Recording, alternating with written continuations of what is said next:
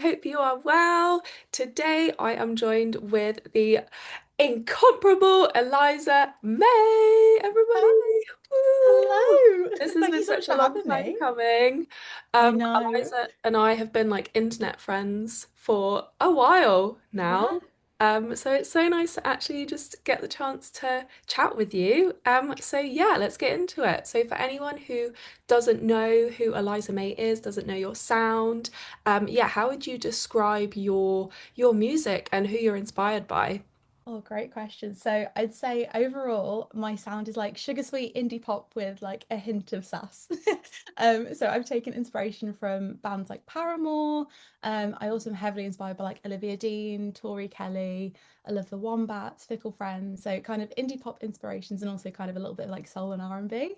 Mm, nice one. That's amazing. Yeah, your music, your music's so complicated in so many different ways because you have such poignant lyrics in your songs, but it's with this like encasement of just like beautiful singing, sugary vibes, and like amazing feelings, but you actually like tackle some real subjects in your Yeah. songs, which is like it's such a contrast. And I don't think there's many people that are doing that at the Yeah. moment, which is so interesting. So talk to me about your creative process, Yeah. start to finish. How do you come up with these masterpieces? So usually it can happen in one of two ways. I'll start usually with either like a melody in my head or like a lyric that's come to mind and I'll be like, I need to sit down and write. So I'll usually pick up like my guitar or like if I'm at my mom's house, she has this gorgeous grand like piano kind of thing. And I usually just hop on that and I try and find chords that fit the vibe of the lyrics and like what has been inspired in my mind. Mm. But sometimes it's the other way around, and like I'll be messing around with chords on like the guitar or piano, and I'll be like, "Oh, this sounds really cool. What can I write about that fits the vibe of the chords?" So like songs like "Got My Love," for example, the chords came first before the lyrics, and I feel like you can tell because the lyrics are very happy and the chords are very happy. Oh. Whereas like "Money," I felt like the lyrics came first, and then the chords surrounded that, and I wanted to try something different in terms of the style of chords I was going for, so that it wasn't just like this is a really like depressing song. Mm. But yeah, and then I take the songs to my band, we jam it out live, and then after we've jammed it out live, we test it out at like gigs and festivals, and then we go into recording so that we know the stuff we're putting out is Oh, like the stuff we really want to put out. that's so interesting. Wow, what a cool process. So how did that band come together then? Oh, it came together over like a course of 3 years. I feel like it's so difficult to find the right people when it comes to creating your core band members. Mm. Um, so like my guitarist, I met her in Falmouth. She's called Sophie, and we went to uni together at Falmouth Uni. Oh, And wow. yeah, we were playing together for 3 years at like whilst we were doing the degree. And she's one of the most talented guitarists I have ever met. And I was like, please, can we carry on playing music together? Because Oh, for context, I live in Birmingham. She still lives in Cornwall. oh So gosh. we're constantly traveling to like meet each other for gigs and stuff. Oh, that's so beautiful though. Yeah, honestly, like the dream friendship with that girl. And then my bass player, he literally dropped me a DM being like, I think you're really cool. And I was like, I think you're really cool. Let's play in a band together because I need a bass player. So that was like really smooth sailing. And Good. then my drummer I met at like a local gig and I was literally going round the room being like, hey, you guys are amazing. If you know any drummers, please let me know. And I like this one girl called Alicia. She used to make music. She's so talented. She's called Alicia Green. And she basically went, well, this guy is my friend, and he also plays drums, and it became my drummer. My drummer Jack was in front of me right there, and then my keys player I found him through the internet. I literally put up a post on, I think it's like find my bandmate or something, and he literally replied to my post being like, I want to play your music, and I was like, let's give it a go. So that's in a nutshell my band. Wow. Oh my God. It just feels like the stars all aligned there Yeah. to bring you all together. That's so cool. So while we're on the topic of, performing live, is there any sort of advice that you would give to aspiring artists of like how to find people to perform with, how to get gigs, how to get going with that whole process? Because it's so daunting. It really is, isn't it? I think, first of all, I'd say perform as much as you can. on your own just to make sure you've like solidified your own sound. But when Mm, you're performing, you don't know who else is going to be in the room. So it might be that like a drummer is in the room or a guitarist is in the room. And by you performing and putting yourself out there, they might be like, oh, that's really cool. I'd love to be part of that. And you naturally create the connections there. mm, Like going to open mics is the same. Like I've met so many cool musicians and like music friends of mine now through open mics. And I think it's just the easiest way to kind of get yourself out there and get started without it feeling too daunting. And then in terms of like getting gigs, again, like once you've like put yourself out there a bit, you kind of got a little portfolio to say, hey, I've played in this venue, I've played in that venue. So I think just finding the local promoters, asking other musicians like where they're playing, who they're working with. I think that's the easiest way to kind of get yourself out there at the very beginning. And then you can kind of figure out who you like working with, what promoters work for you, etc. Cool. So let us now discuss Money, Oh, your let's do it. newest single. Tell everyone about Money because it's such a cool track. Oh, thank you. So, Money came about in 2021. Like this song's been a long time coming. Um, Wow. yeah, I literally wrote it because we'd just come out of the pandemic and we were kind of like finding our feet again as musicians. I feel like you probably relate to this. Mm, And I basically was kind of tired of having to work so hard as a self-employed musician and not really having that funding and support from like the government. Like loads of people that were in like full-time jobs kind of had the option, not everyone, but a lot of people had that option to kind of just be paid and like not go into the workplace and like maybe do some stuff from home and they had slightly less pressure. But for self-employed musicians, if you can't go and gig, that's a big part of your income, like completely slashed. So mm. I had no gigs at the time. I was teaching, which I still do now, and I was working for one music charity. And they're like my favorite charity to talk about. They're called well, organization. They're called Quench Arts, and they're an amazing music company. If you're based in the West Midlands, highly recommend to anyone listening. Um, but I was working for them, and that was the only income I had at the time. I was like, I'm so tired of like having to grind really hard just to kind of get by and do the bare minimum.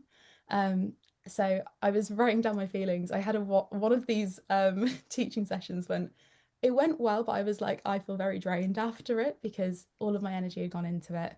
Mm. And I literally sat there and I was like, I really feel like I just need to write my feelings down. I want to write something that really gets the point across that like it shouldn't be this hard to get by. No matter what like job you have, you should have some level of stability. But I wanted to make it fun as well. And I was really into my Olivia Dean era at this point. And I love a major seventh chord.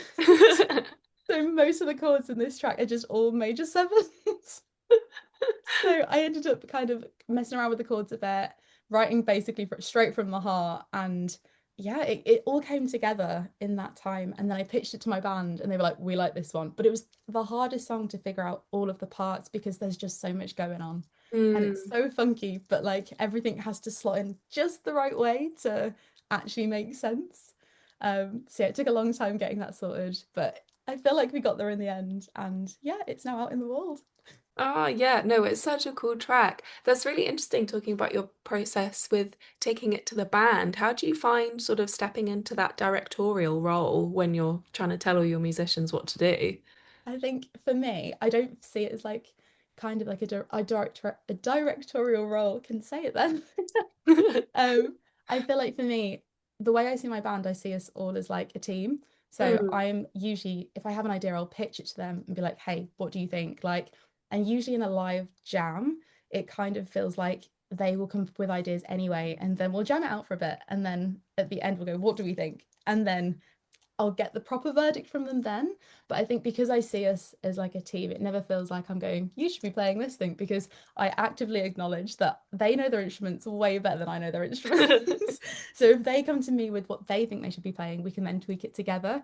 And again, like Mm. vice versa, if they think there's like a lyric that needs changing or like a melody needs moving around, we can always do that as well. So for like Got My Love, for example, the very ending of that piece was actually suggested by my drummer in terms of Oh, like the wow. melody going up and like things just kind of slowing Ah. down a bit. So I just love that it's a collaborative process more than a me being like, you should play this thing and it should sound like this Mhm. because I think ideas should be able to change and shape and that's the point of working with other people. Like if I thought all my ideas were great, then there'd be no room for improvement.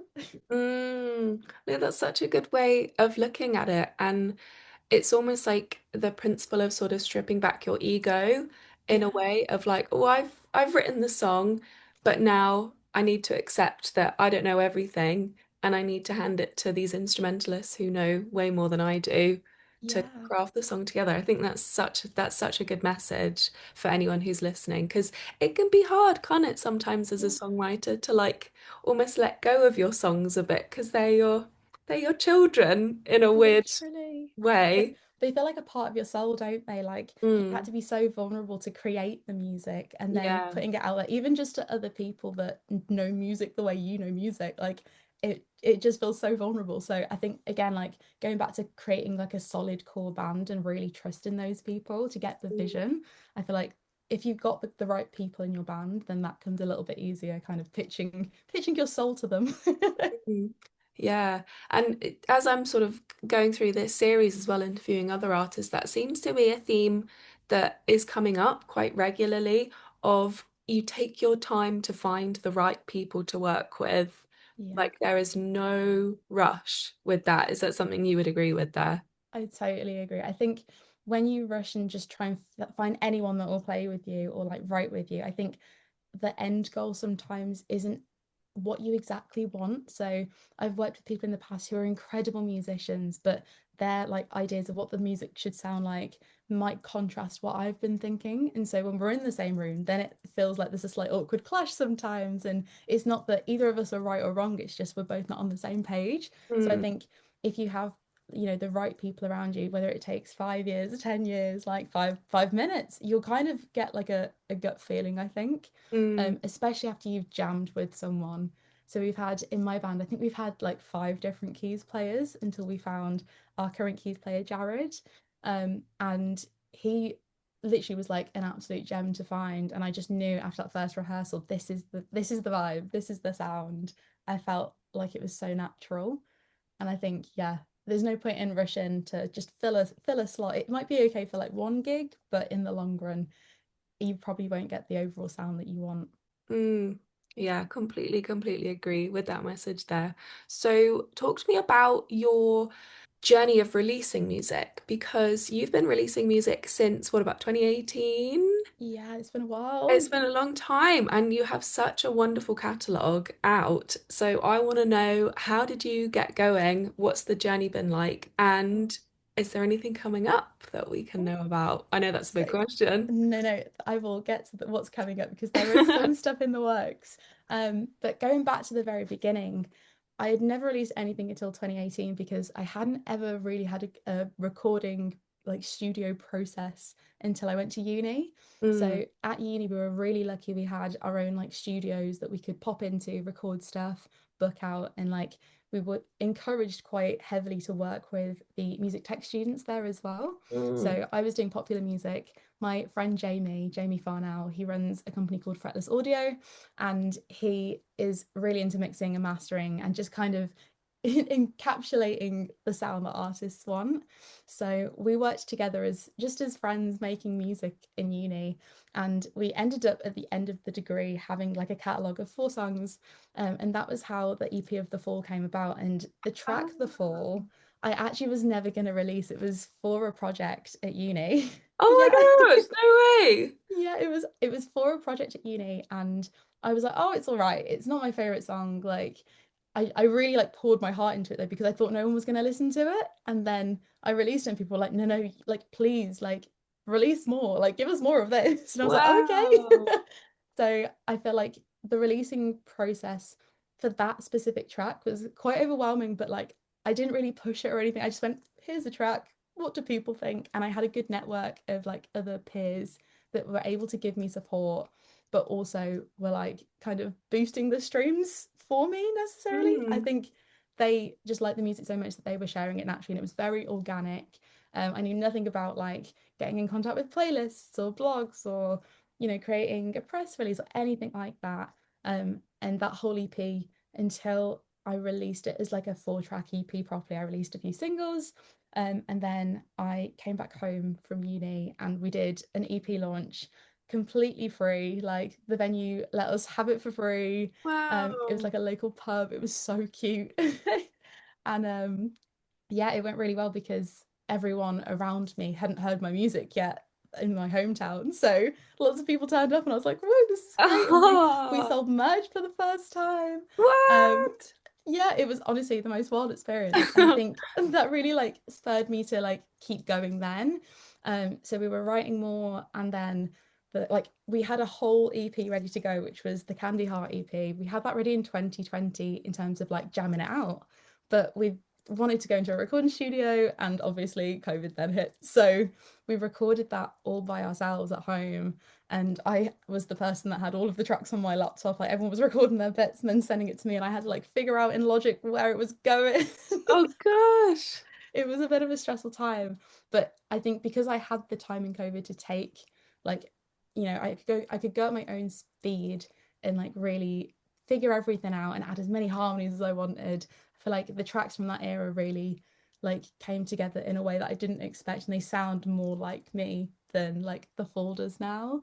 But releasing that, I was like, okay, I need to really push this because we've poured our whole heart and soul into it. So I was creating a press release for the first time for my first track, Edge of This, from that release period. Um, I was using a distributor as well that was local to my old uni. They were called Root Note. I'm not with them anymore, but they were so lovely at the time. Like they were everything I needed. And it allowed me to put my music out there for free because they just took a small percentage of the royalties and I just kept the majority. And so I pushed Edge of This out through them. I created a press release. I sent it out to as many blogs and playlists and radio stations as possible. And just, I used Twitter at the time as like my catalogue of people and was like searching like radio shows for indie music. Um, Ah. yeah, I found some really cool people that still play my music today, which I'm so, so grateful for. And I think that really sparked like the release journey because once I'd done Edge of This and I saw how like amazing of a reception that track got, I then moved on to Candy Heart and I was like, okay, I can definitely do a full EP here and get it out there. And then we released the Candy Heart EP in 2023. Did a little EP launch at Dead Wax in Digbeth in Birmingham. And again, they gave us the venue for free. I was so, so lucky. But I put it on all by myself pretty much. And I was able to choose my own support acts. And it just felt like the whole process didn't just feel like I've submitted my track and that's the release process done. It felt like it merged from like the online world of sending it off to this is what it looks like in real life. And the translation of seeing like people you see on the internet going, yeah, this is really cool, and then seeing it physically in the room, it was so overwhelming in like the best way ever. And yeah, I feel like I just keep doing the same thing and hoping it'll work and people will just like the music. Well, it's definitely working. I mean, I don't know how I first came across you. It must have been maybe on TikTok or Instagram or I something. think One of so. your videos came up, and I think you have such a way of just encapsulating a sound so quickly. Like any sort of snippet of your song, you can listen to it and be like, "Oh, that's Eliza May." Like No you've got way. such a distinctive sonic vocabulary, Thank which you. yeah, is incredibly rare. And so yeah. Yeah, Oh, thank incredible, you so incredible much. songwriting. I feel the same about you though, and your music. Like, I am so, so obsessed with your sound. Like, it gives Oh me so much gosh. joy seeing your stuff on my timeline. Oh, well, thank you. So, um, one thing that I always want to discuss on these is the fact that we are women in the music industry and women are still unfortunately incredibly underrepresented in so many areas. So, are there any hurdles that you've faced during your time in the music industry? And is there any advice that you'd give to anyone watching this? Particularly any women watching this who might be facing, certain challenges that we can all relate to. Yeah, honestly, I feel like there's so many hurdles. I've been doing music for so long that like the hurdles come and I just try and find a way around it. Mm. And I think one of the biggest hurdles, there's two hurdles that come to mind in particular. One is like playing live alongside bands and artists that actually suit your sound. I feel like in the Birmingham music scene in particular, I don't know if it's still the same because I've been focusing more on like festivals and stuff, and I haven't actually played a gig in Birmingham since last October. So it could be very different now, but one of the things that I was noticing was when I was playing like acoustic solo slots, they would literally clump me as a female artist alongside just other female artists without really checking the genre. And that's Right. so frustrating because the music I make is completely different to like a country artist, Mm, like, and it's completely different to like folk music that were all on the same lineups as me. And that's amazing to see so much difference and in genre and like in the ways people the ways that people perform. But I feel like if I'm an indie pop artist, it would be great to be put on the same lineup as other indie pop artists, even if it's mostly men or it is women, like whoever it is. I just want to be part of the same kind of genre because that's what mm, I'm aiming for. And it hasn't been until I started playing with my band that I felt like I was taken seriously as like an indie pop artist. Because if you look at the Birmingham music scene and like the West Midlands in the areas that I was playing and still am playing, I can only really name like a handful of artists in the genre I'm in that are getting on the festival lineups and gig lineups in the genre that we're actually making music for, if that makes sense. Um, so that's a big hurdle. And I think the way I overcame it was literally just by getting a band and only accepting gigs that really aligned with me. So there's a lot of promoters I've worked with. I think they're all amazing in different ways, but I only now specifically work with certain people because I know they'll get the lineup right. They won't go, oh, she's a female artist, like I'll just put her with other women. Like they actually research me. They actually take the time to go, hey, this artist might be good with this band, and it actually all aligns. And they are actually, thinking outside the box about more than, oh, is she just a woman? It's more like, oh, what does she do musically? What can she bring to the table? But it's just so hard, I think, getting your foot in the door and being like taken seriously unless you're way further down the line than just starting out.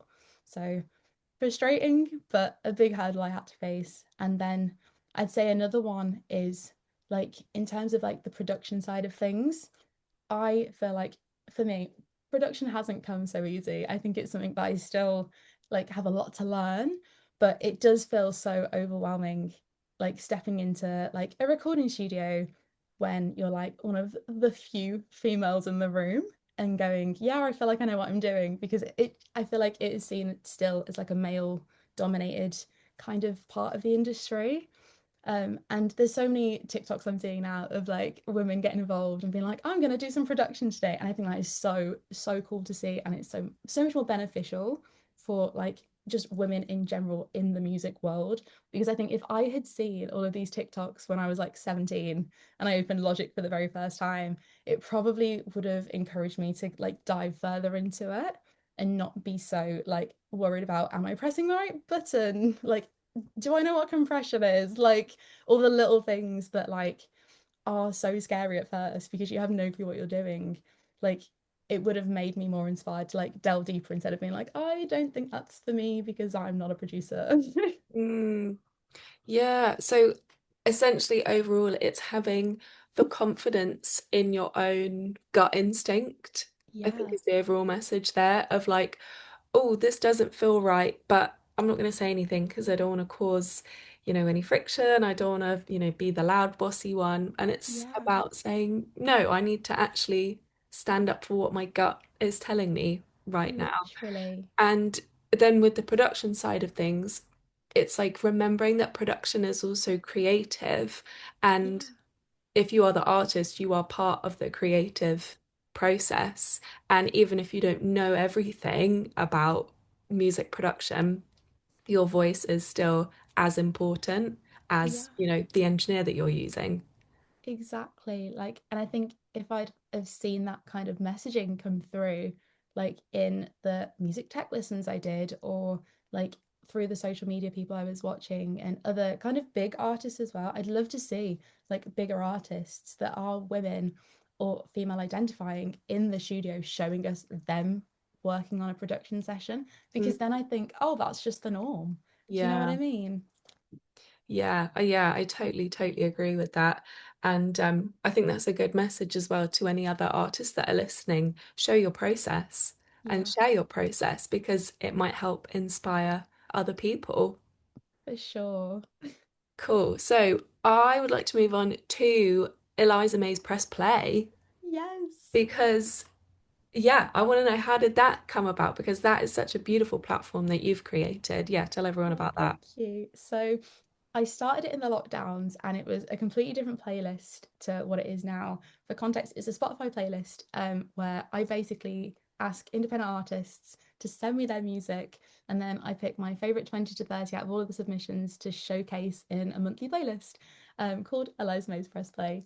And originally when I started it, it was just a playlist of my favorite songs. And I think I saw a YouTube video or I was part of a masterclass online where the person was saying, oh, for like, helping get your music out there, you should probably have an artist playlist of songs that inspire you. And I was like, that's pretty cool. So I made one and I was like, it kind of just feels like me creating another playlist to listen to in my car instead of it being anything special.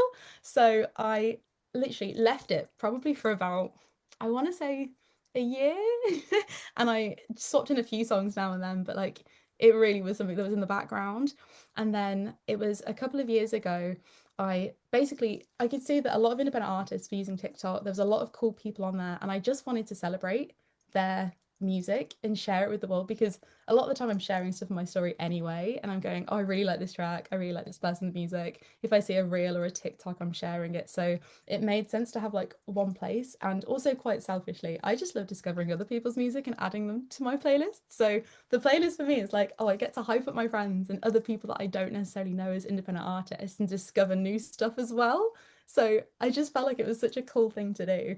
So I opened it up originally as a tweet, and that was the worst thing I could have done. Because I've literally put up a tweet being like, hey, I'm looking for new music from independent artists. If you have anything, send it my way. I had no submission like process. It was literally just drop a comment and I will listen to it. And I thought no one was going to see it because I don't have loads and loads of followers on Twitter. I have like maybe a couple thousand, which is amazing, but like the reach isn't there usually. And I literally posted this tweet, and over the course of like half a day, it had received 600 comments. And I was like, this Whoa. is a lot to go Oh through, my but okay. gosh. And I think Wow. it honestly it blew up in a way that I just didn't expect. And I had like friends being like, "Oh my God, we need to talk about the playlist on this podcast, and like we need to work on the playlist and really push it." I was like, I feel very overwhelmed. So I ended up like turning off comments after it hit like a certain amount. And I put like a reply tweet being like, I'm gonna listen to every single one of them and then create the playlist. So I literally went through all 600 and something comments. Wow. This playlist only runs on Spotify at the moment, so anything that wasn't Spotify, I replied back being like, I'm really sorry, this is only Spotify submissions. So if you have that, please like send me it next time. And I created the first playlist, and in the first round of this playlist, it was some of my favorite stuff I've ever found because Oh. most of it was people I didn't know. It was a wide range of genres, and it really seemed that people wanted to discover new stuff alongside me wanting to discover new stuff. Mm. So I posted it. People were like, "Oh my God, radio presenters were also using it to find like new artists as well." So Wow. it just did so much good, and I was like, I feel like this is something that I need to keep going with. But to make it a little bit easier, I made like a Google Docs form. So now, whenever I open up submissions, it's usually every single month. If I'm releasing a track though, I have to put it on pause because being an artist is so difficult at times. I just feel like I can't give my all to the playlist and a release at the same time. So when I'm promoting a release, there's like about a month or two where I pause the playlist. But when I'm not releasing music, it's every single month. I open up the submissions, and I think I open it literally just for like 5 days because I've seen how crazy the internet can be over just that one tweet. Yeah. And yeah, I've just found some incredible music over it. I usually post the playlist on a Saturday after I've opened the submissions, and then I've just spread the word. I share it on my story, share it on all of my socials, and I actively listen to the playlist as well. So like it's usually my new car playlist. Oh. So yeah, you're guaranteed to basically get at least one stream from me listening to it, like when I like listen to it in submissions, and then if you're on the playlist, at least a good 10 more. Oh, that's so wonderful. And I think that's such a good message as well to any other aspiring artists that like it's so important to support other artists as Yes. well. Like you're gonna get absolutely nowhere in your career if you do not support artists in the same lane as you, especially female artists. Like we're Exactly. so few and far between. You know, female artists are often the front runner, but in terms of everything else that's going on, we're still so in the minority. So it is so important to, yeah, support and uplift other artists because it only helps each other. So that's so wonderful that you've built that amazing, amazing community. Oh, thank you. I Cool. completely agree. Honestly, I think supporting people is like the core Yeah. of everything you do as a musician as well. Like you won't get anywhere at all if you don't find people that you gel with, and like it works two ways, I feel like. And I feel like you're probably the same. I feel like I don't go into music trying to expect anything back. I go into it to kind of support the people and to put my own heart and soul out there. And if people relate and it can make at least one person's day better, like my job's done. Do you know what I mean? Yeah. Oh, that's so beautiful. That's such a beautiful message. Cool. So moving forward then, what can we expect to see in the future from Eliza May? So last year we went into the studio, we recorded Got My Love, we recorded Money, but we also recorded a couple more songs as part of a third EP. So that will be coming out over the course of the next like 6 to 12 months, depending on how quickly I can get through mix notes, to be quite honest. So we're releasing new music. There are a few more festivals coming up for us this year. I feel like festival season is my favorite time of year. And we've been so lucky over the last few years to get some amazing festival slots. We're going to be playing at Diva Fest on the 10th of August, alongside, we're on the same lineup as the Fratellis, which is like mind blowing to me. Literally madness. And there are a couple more, but I can't say what they are yet. But they're in August, and I will be announcing them very, very soon on like socials and stuff. And we're also just we recorded like a little video of us playing live that might be coming out at some point soon. It's just all like fun, exciting stuff. We're playing stuff, we're making stuff, we've recorded stuff, and it'll be out hopefully over the next 12 months. Gosh, oh my gosh, so much to look forward to. That's so interesting as well that you're playing so many festivals. I see that on your socials all the time, and like little clips of you playing are just phenomenal. What, if any, advice would you give to artists trying to get on the festival circuits? Like, yeah, what would be your biggest piece of advice there? So I actually have two that link together. So the first one is to not be afraid to put yourself out there, because so the first festival I ever got was Brighton Pride, and I literally got that off the back of an email that accidentally had a template of the email I was sending underneath. And they liked me enough still to go, "Hey, we'd love you to perform at the on the women's performance tent." And Wow. it was the dream come true. I played on my 21st birthday. It Oh was my just, gosh. if I felt like the stars aligned, but I wouldn't have gotten that if I literally didn't just email. And it was the same for I actually supported Kate Nash a few years ago. All I did was send an email. I just sent an email and said, "Hey, this is my music. I really love what you're doing. Like, I hope you like my stuff. If you do, I'd love to be considered." And she chose me and my band to perform alongside her. So Wow. literally all the power of sending that email or just like applying for that thing is so much stronger than people realize. And I think there's a lot of people out there that want to give opportunities, especially now, to upcoming artists. So if they know of you and they like your stuff, like you have a chance at, getting on the big stages or playing alongside people you've dreamed of like playing alongside or you listen to every day. Like it is possible. Um, and in terms of like specifically festivals, I would say apply earlier than you think and apply to everything that like is in your genre. So for me, I always start applying around like September, October, November time because festivals book up like a year in advance. Mm. So the best way to apply is either through their like application forms if they've got them, and if you follow them on socials, they'll usually make like a little post saying, "Hey, we're opening applications at this day. They close on this day. Like we want to hear your music." Or if you can figure out like when the dates are for the next year, a year in advance, you can then drop them an email. And usually, if you drop them an email and you pour your heart and soul into it and just say, "Hey, this is my music. Like, I really love your festival. I think it would align with me. And I'd love to, help you guys out in, giving you a festival slot." then yeah, usually they come back, and the people running these festivals are just normal people that really love music. So usually they will listen to your music, they will send you a reply if they have the time.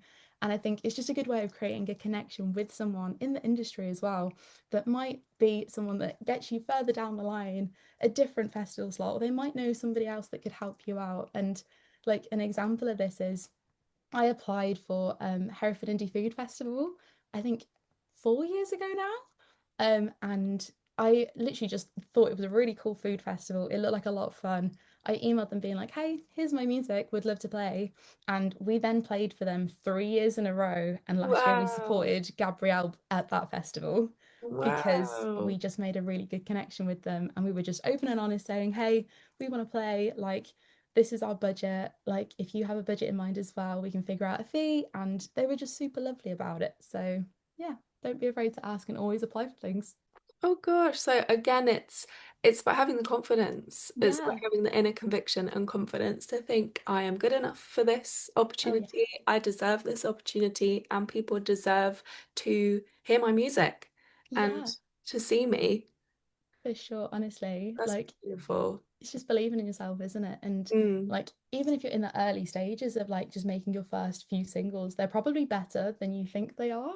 And even if they're not, there's someone that's going to resonate with that. And Mm. why not let it be someone at a festival? Why not? Yeah.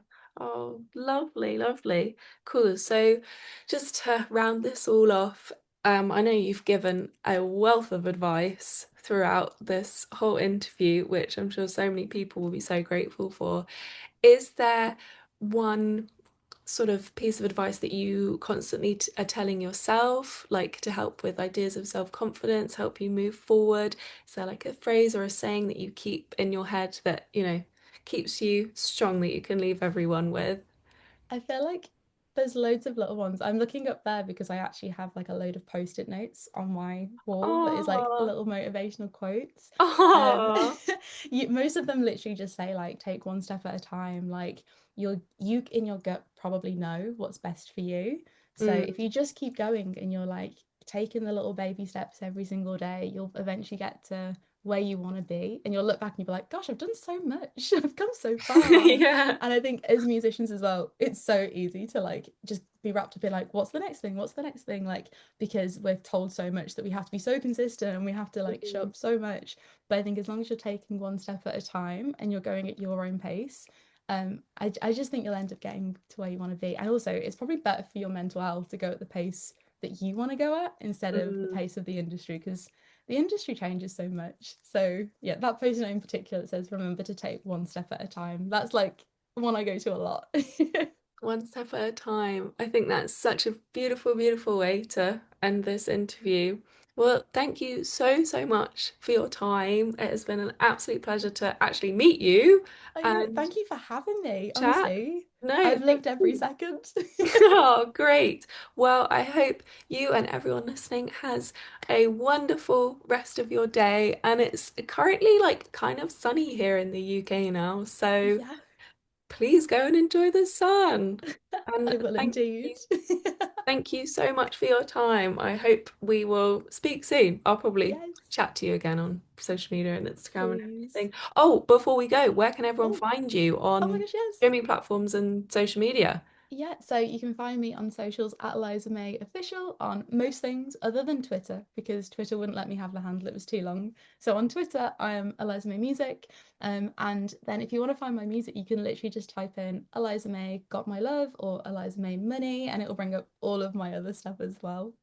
Everyone, please, please, please go listen to Eliza May's music and give her a follow. She is the most beautiful, inspiring human being. Oh, Cool. thank Well, thank you. you so, so much and have a wonderful rest of your day. Oh, thank you for having Bye. me.